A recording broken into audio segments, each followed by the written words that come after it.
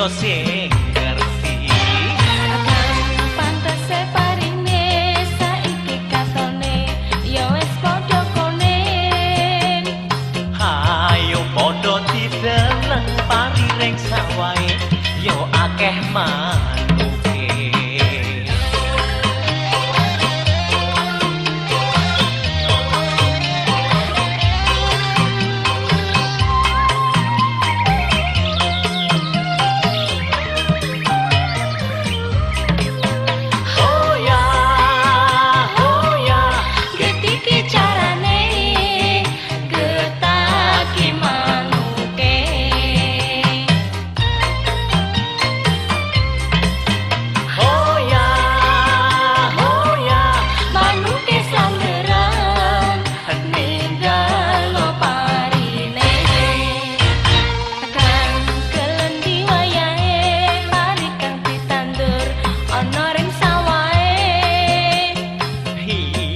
Sing tau nyambyang serangi lawase isun yo sing ngerti.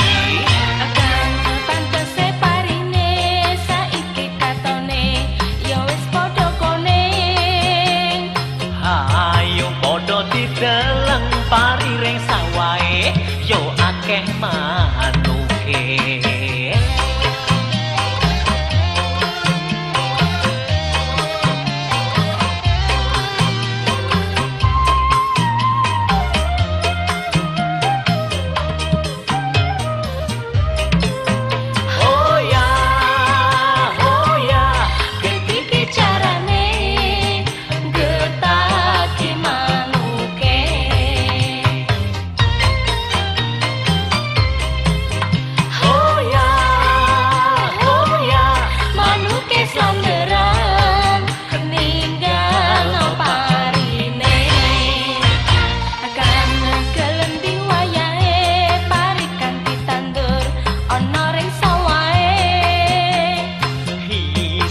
Tau nyambyang serangi lawase isun yo sing